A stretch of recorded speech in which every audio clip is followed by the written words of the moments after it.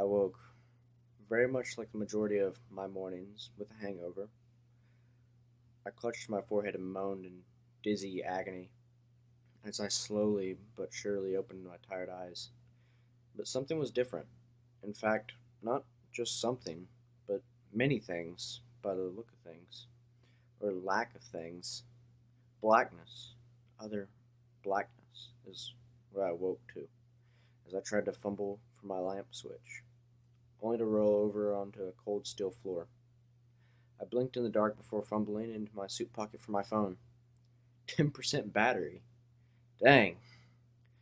I shone it around to find that I was certainly not in my grubby as heck apartment, but in something far, far worse. Don't get me wrong, the apartment I stay in isn't exactly well kept, but the room I woke in was so devoid of anything it made it look like a dang palace. Black, brown, and who knows what else stained the steel flooring as I stumbled to my feet, shining the light everywhere I could to get a clear view on things. No windows, no light, no vents, not even a door was in this unpleasant box. 9% battery. Confused, I tried to think back to what had happened the night before. There was drinking, of course. Duh. There was gambling, but there was something else. Something sinister. I thought to myself, scratching my brow. Aha! It hit me. I had a run-in with the debt collector. Being a gambling man, I guess it made sense that I probably owed money to all sorts of people. But I didn't expect somebody the size of a bull would stop me outside of the casino after a fruitless few rounds of poker, drag me by the collar and throw me in the back of the van and drive off to who knows where. I guess I fell asleep, or maybe it was being punched in the face after I heard the door open. 8% battery. I sat down again, waiting for some form of human contact. I had been in these situations before. I knew what was going on down. Some clown in a fancy suit was going to come down here and beat me senseless and throw me outside. Nothing new, I thought. But of course, that would be too easy. Something was moving outside the box, something like a vehicle, I thought. Something blissfully unaware of what was to come next. What was going on? I thought, as I leaned against the wall. But before I knew it, I felt like I was slowly being pushed forward. I jumped away from it, pointed my phone at the wall as it hit me then. A crushing realization. It wasn't a vehicle that was moving. No.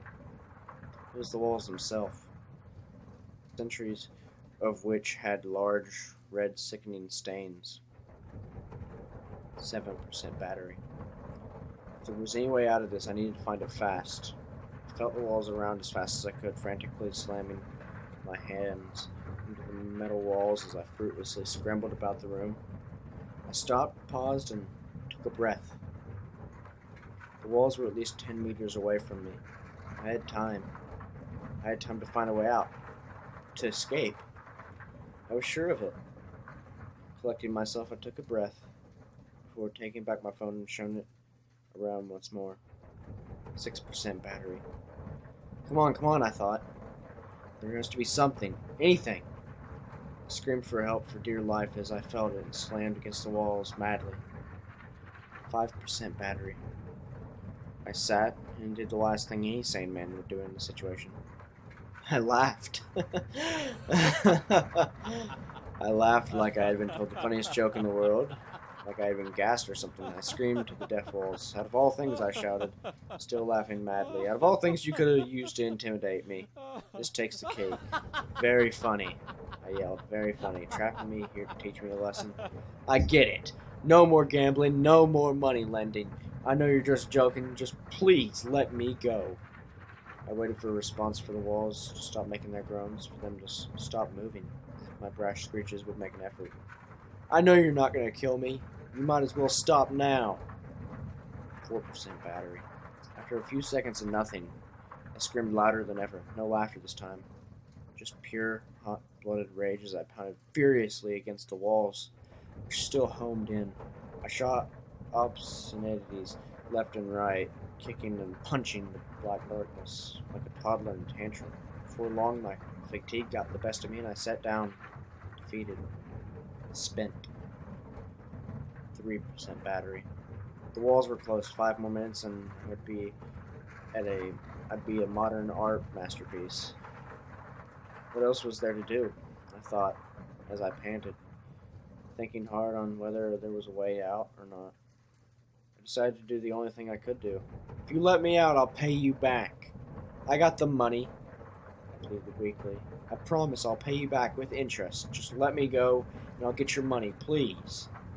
I waited with bated breath for a response, and against all odds, the wall stopped. I was dumbstruck. Had my pleas worked? I waited in the dark. Now a noiseless room, but sure enough, to my utter terror, the whir of the walls came back into motion as they started to crawl towards me once again. Now over halfway to me. There was no hope for me now. No hope at all. 2% battery. I sobbed, babbling like an infant, as tears streamed from my eyes, as memories of friends of my life flashed in my mind. I had so much to live for. Why did it have to be me? I wallowed up my self-pity for a time before it seemed that the wells of the tears had all but dried up. I wiped my sore eyes before I went back to my phone, flipped through my contacts to make possibly the last few-minute text. Apologies mostly. 1% battery. Ex-girlfriend? Nah. Dad? No. Mom? Yeah. I decided to text her. I wrote a new text to her and typed some simple few last words. Sorry for being a butthole. She'll giggle at that, even if it is a bit morbid. Closed my eyes. I was ready for this. I guess I kind of deserved it, considering how many lives I've ruined, how much people's times I've wasted. I guess this was a fitting kind of end, and it beat some of the dumb ways that the other gamblers went. I waited in the dark box for death to come, for the time has run out. Beep. And then the phone died.